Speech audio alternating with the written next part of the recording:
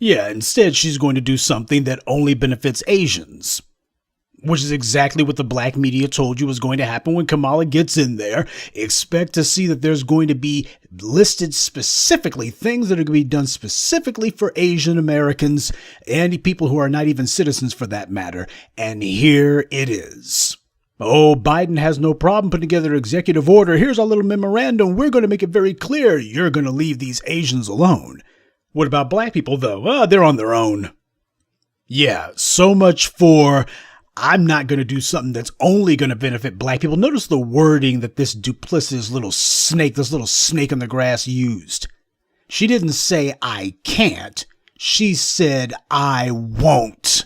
I'm not going to. Now, obviously, black people would not dare vote for somebody like that. See, black folks were fine as long as it was the presidential primary. But when it came down to okay, now you got to dig in your heels and you got to be persistent.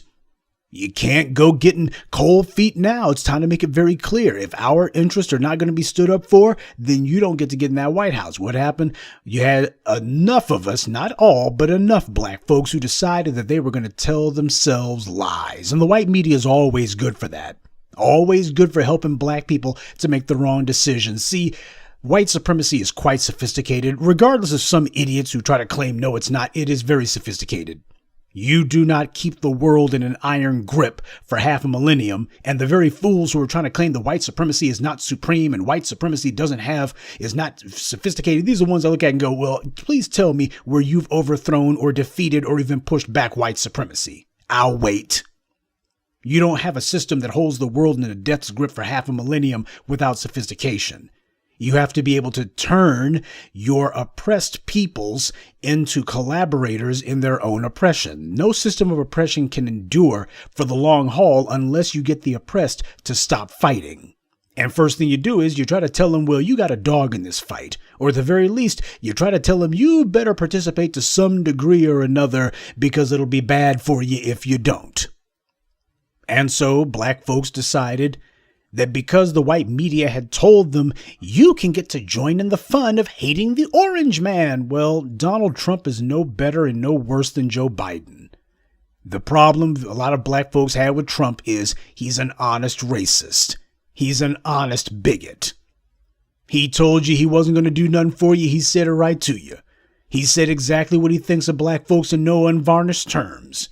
Joe Biden, on the other hand, he insults black people every day, just like Trump did. See, when somebody sits there and tells you, I'm not doing any reparations for you, no, forget it. When they tell you, I'm going to give the police who have been murdering you in the streets hundreds of millions of dollars, that's somebody who's calling you a nigger. That's somebody who is calling you a nigger to your face.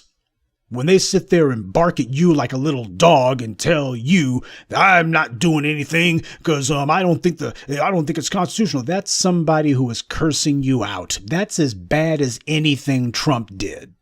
See, if your only criteria for what constitutes disrespect is the guy's got to sit there and specifically say something you can point to and go, oh, he said that he called the NFL players sons of bitches. Well, Joe Biden called all of black America sons of bitches when he decided he was going to sit there and tell black folks what he wasn't going to do.